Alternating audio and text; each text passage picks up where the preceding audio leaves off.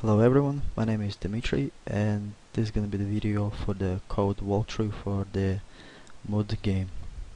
And here I'm going to explain the changes I made to the existing code, what I added and so on.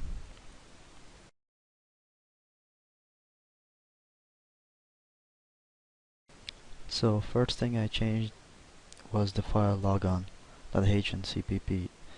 I added a small function like to load in this like login splash screen or whatever you call them.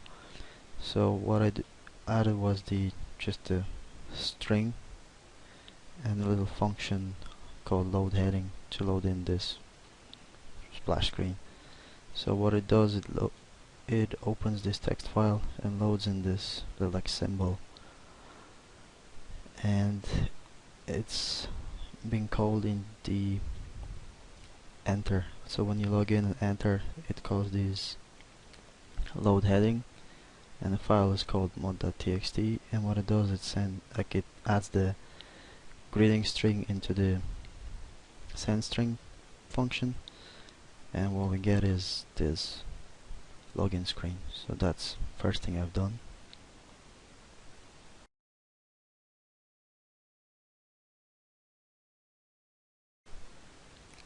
Next change I introduced was into the item types. I introduced a new item type special, so that's for the special arena pass I added into the game, which you can use to enter in a special room where you can get like more experience. Like those monsters are easily killed and you can just loot more gold.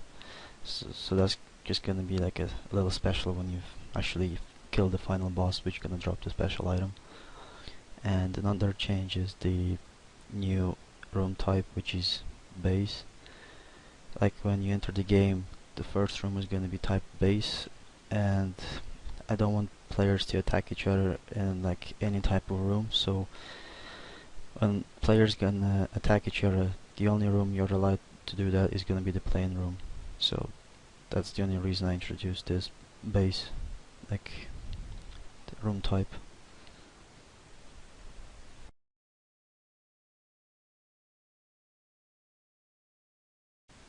Then the next changes I introduced to the class called room.h and cpp file.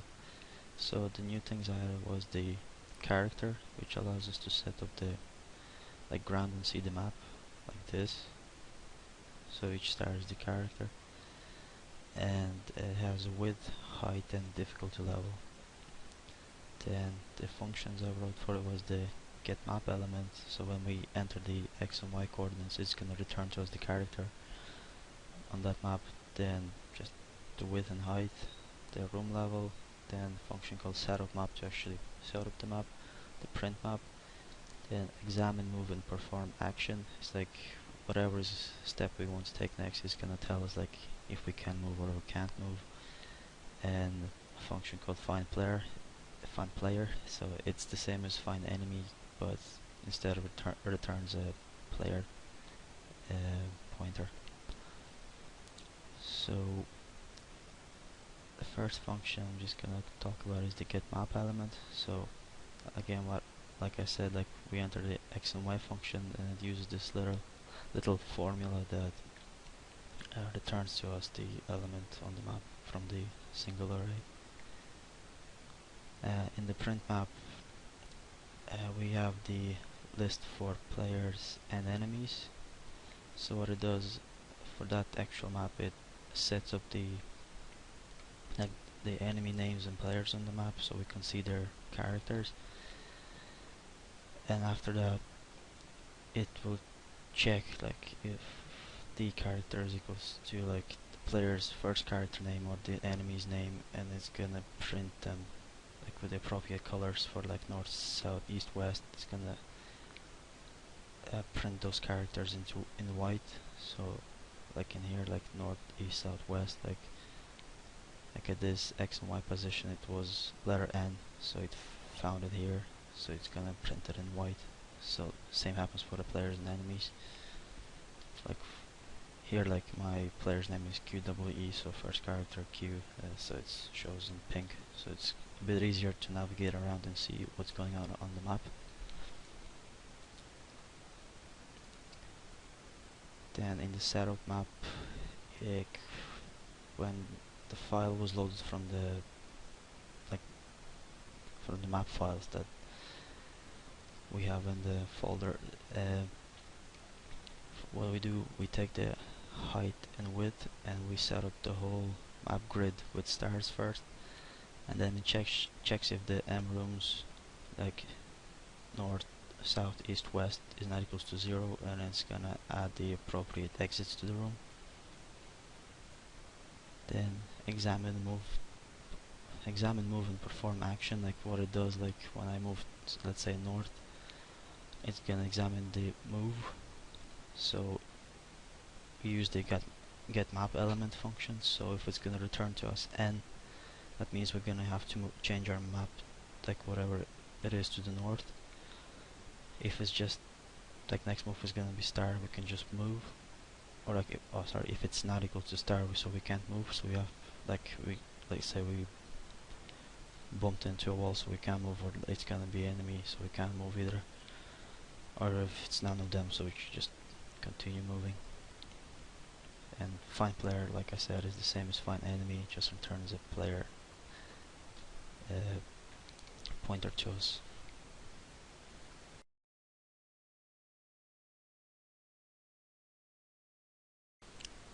So the next class is enemy.h.cpp file. So I introduced only small things into it. It's the x and y position and the function called perform move. So the perform move function, so what it does, like it takes in the room and we get the x and y position from the enemy, and then what it does, it takes all the players in the room, and what it does, it loops through them and checks if its distance between the player is more than 5 squares away, or just like x and y is less or equal to 5. So if it's true, then we have two options from movement. It's either chasing the player or a free movement.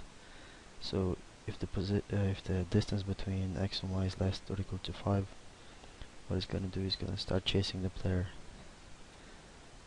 So it's in either direction, like it's x or y.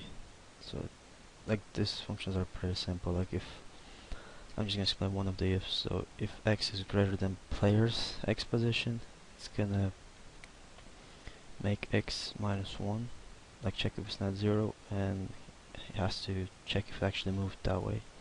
So we're gonna get the room.get map element x minus 1, which is gonna be movement into the north direction. So what we do, at the current position of the enemy, we set the map element equals to the star. So we would remove that player's name from not player's enemy's name from the map. Then we make our x position minus equal to 1, so we move up one step, and then we get map element, and we at the current position x and y, and set the letter of our enemy, and then we just exit from this f, and same for other x and y's. If the chase player boolean is equals to false, then it's gonna loop infinitely until it performs one possible move. So we get a random number from 0 to 130. So if it's 25, we move north, east, south, or west. Or if it's gonna be above 130, then we're just gonna return. So the means player, it's gonna stand in one place. So I have run the game for a long time, and it never gets stuck in this infinite loop. So at some stage it always exits this function. So that's the free movement for the players, and that's the only changes I introduced for the enemy class. And sorry, I said enemy player before, but this is the enemy class.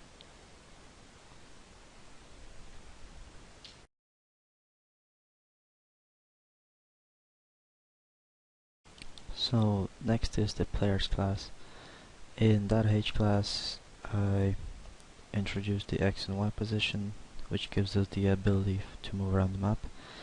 Then a boolean called in party that checks if you are in a party.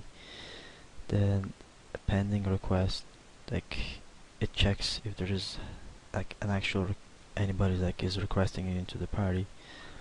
Then is party master, like it checks if you are the party master or not. Then string, which gives us the person that requested us into a party. It's like it stores its name. An integer, a party requester's ID. Like here we store the person that called us into a party, his ID. So through it we can find him in the player's database if we need to. And a vector, like if in case you become the party master, you want to save the player IDs that are in your party, and through those IDs we can loop and like do whatever we need with them. Like in my case, like when you're in the party and if you go killing enemies, like if you kill someone, like whoever is in your party, like even if you're not a party master, like you can find the party master's through its ID, and then give everyone the XP that you gain through killing monsters. Then a little function as well, which is clear party stats, and it's a really small function. What it does is just like resets the party information, and this is the only change I made in the player class.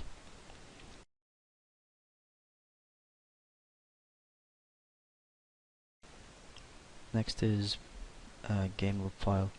In that H file I introduced a 64-bit integer, which is the next move that is gonna tell us when players should make not the players, when the enemy should make the next move, and a function called perform move. So in perform move we have a vector of rooms, enemy database, iterator, and an update map boolean. So what we do, we enter the while loop that checks until the iterator hits the end of the enemy database, and then each enemy will perform a move. So we do iter that perform move, and then inside that move function we need to pass in the room in which the enemy is in, and so it's going to be iter that current room. Then we check this if statement that checks if in the current room there is more than 0 players. The reason for that is to actually check which room should be updated on the screen and which should be not. Like the enemy will make the move anyway, but we actually want to see while we're playing games if there's any players in that room. We want the map to be updated. So we have the vector rooms, and first we check if it's greater than 0. If not, then we have to push back a current room that enemy is in. So once we do that, we go to the next enemy, and then we do the checks again. Then what we do, if the room size is greater than 0, like the vector, we enter into the for loop, which goes through every room's element in the vector.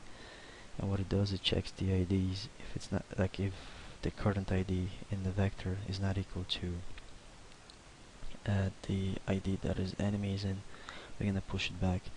The reason for that is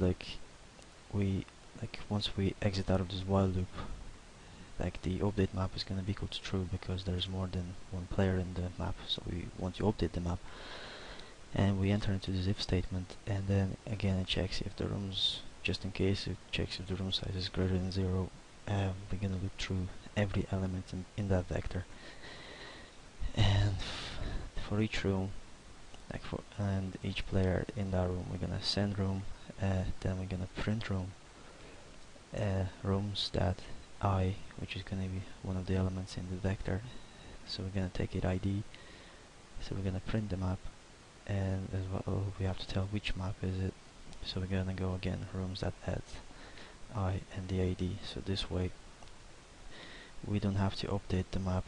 Like for example, if we have 10 enemies in the map, like before I had like the map is gonna update for each enemy that takes like that performs a move, but now like the room is gonna be updated only once because it stores the IDs that has to be updated and the ones that don't have to be. So when enemies, like 10 enemies have done all their moves, the map is gonna be updated only once on the screen. This way we reduce the amount of information being sent to the players over the internet.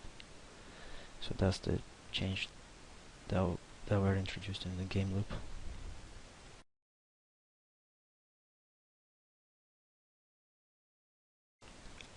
Next is enemy database. There is a very little change was introduced into the enemy database, that CBP file.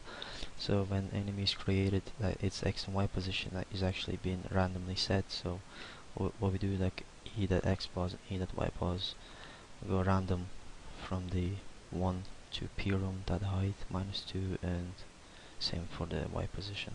So, and that's all.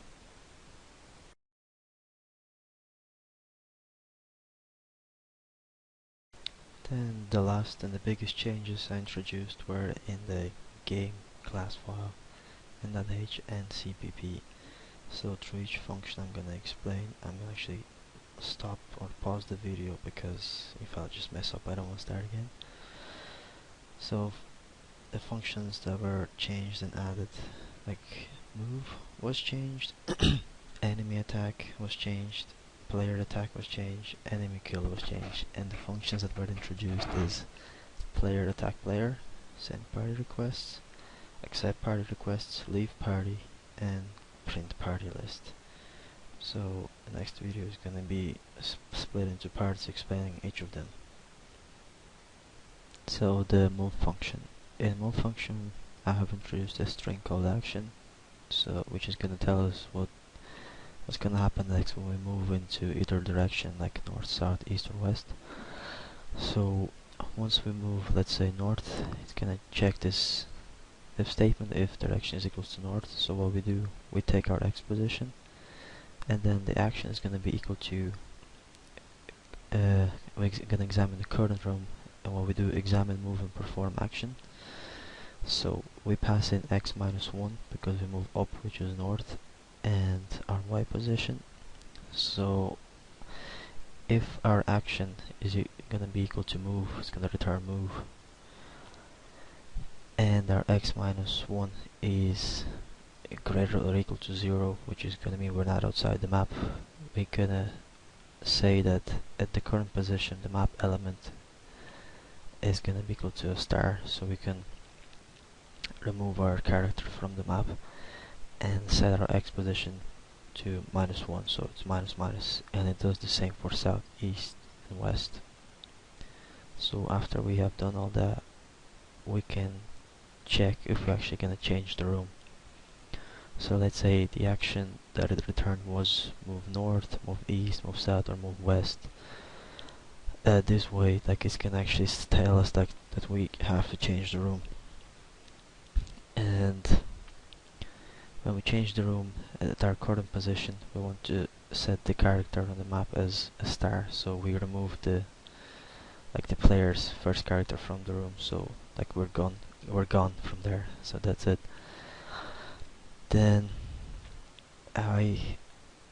if I perform an action like move north, I want to reset my p direction equals north again, because let's say at the map, like let's say if the player is here on top of E and I type in south, that's gonna mean I'm gonna hit the E letter, which should change the map to the east. And that's what I'm gonna do. Like if I move south, I'm gonna have my p direction equal to south, but when I hit E, my current direction should be E, because I want to change my map to the east. And then this function I haven't changed, so this is what it actually did before in the old simple mode, so I didn't change that part of the function. That's where it changes the map. And let's say if I move north, I want my character appear like at the south exit. So what it does, like if my action was equal to move north, so I exit through the north exit, and I'm gonna appear in the next map next to S to the south. So this is gonna mean like I entered through the north, and my current closest exit is gonna be south, because like it makes sense and it kind of adds more into the game. And that is all. That can as well, it prints out the room once the player leaves or whatever, so that we could, like, the map updates and people see who's in the map and who's not. So these are all the changes that were introduced into the move. Next change was done into enemy attack. So since we have a map now, so I don't want the enemies to be able to attack me from any position on the map. So the change I made was like I introduced the X and Y position of the enemy and a boolean which is called attack. So we entered into the while loop and iterate until we hit the players and database or the list. So what it does, it checks the X minus the player's X position if it's less or equal to 1, and same for Y. If it's less or equal to 1, then we can actually attack the player. And I use the absolute functions because it's always going to return me a positive value, so this way it's actually easier to check if I should or not attack, like if the enemy should attack or not. And this was the only change introduced into the enemy attack. Next is player attack. Again, same as an enemy attack, I have X and Y positions of the player's position and a boolean that tells us if we can or cannot attack.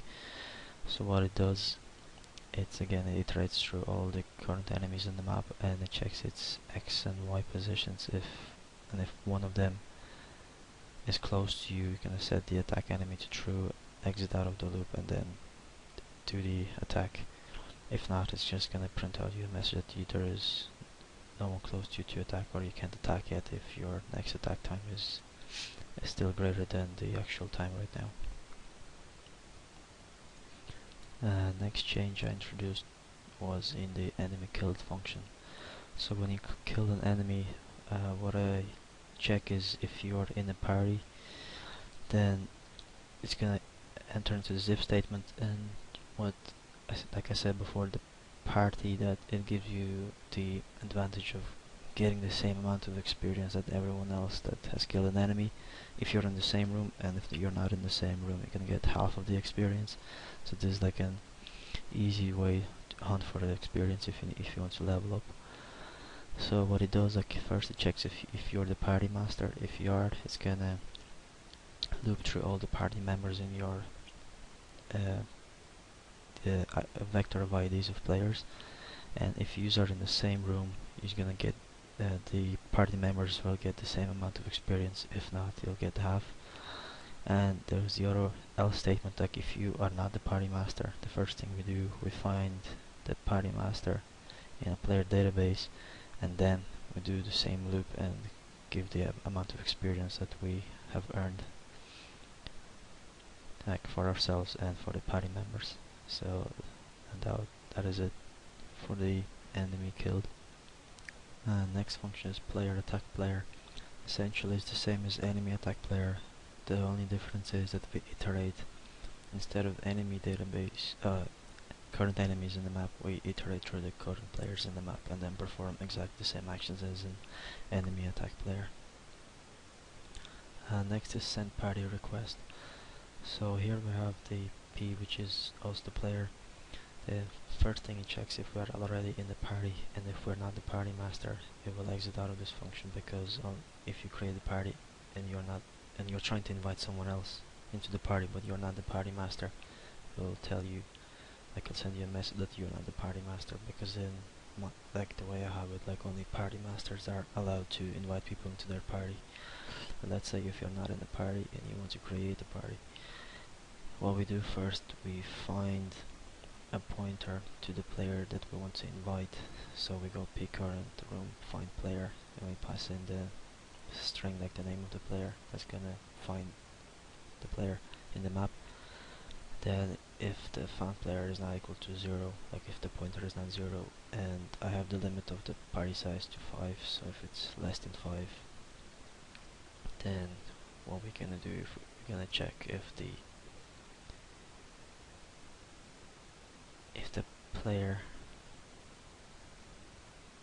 if it's gonna check if the player ID is equal to PID, it's gonna say that you're actually trying to invite yourself, so you can't do that, so it's gonna return.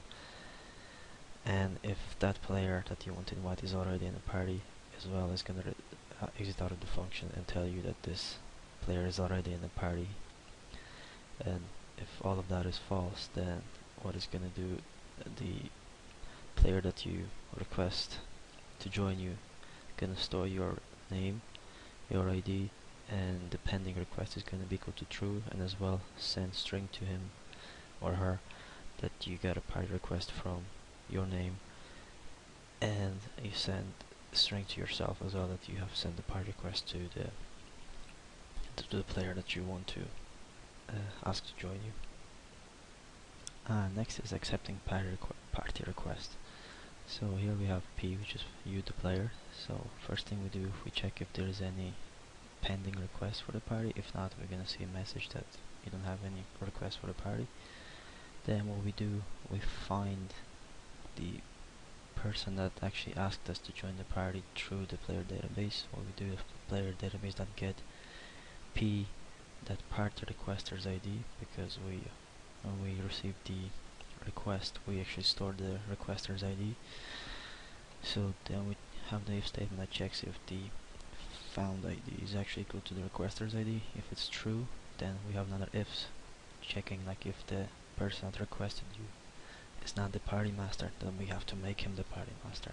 And because like he's the first one that sent the request, and he has to become the party master, so we set that PL that is party master to true and in party is equal to true, and then we send ourselves that we are in the party and we have no more requests, and then just in case we send the like PL as well that he has no requests, like if somebody actually invited the party master as well by chance at the same time that you were inviting, so we want to avoid that conflict.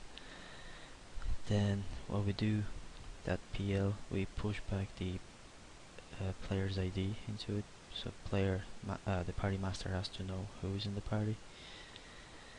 And as well, then we send the string that that you, the player, have accepted the invitation to the party, and we want to send to the party master that the player has accepted your invitation. So that's the accept party request function. So next is leave the party. So you, the player, first we check if we are in the party. If not, we're gonna exit the function, and there's gonna be a message printed out to us that you're not in the party. If you're the party master and you decide to leave the party, that means you're gonna disband the party. So we have to iterate or go through each party member in our list, and we have to clear its party stats. So we just make sure that none of them have any requests, no player requests their ID, and they're not in a party, so they're free to join others or create their own, and we just send them the message that the party was disbanded because the party master left it, and we clear our own stats as well. Otherwise, if we're not the party master, first thing we do, we find the party master in player database ID. We find the master in the player database, sorry, and then check if it matches the ID that we're looking for.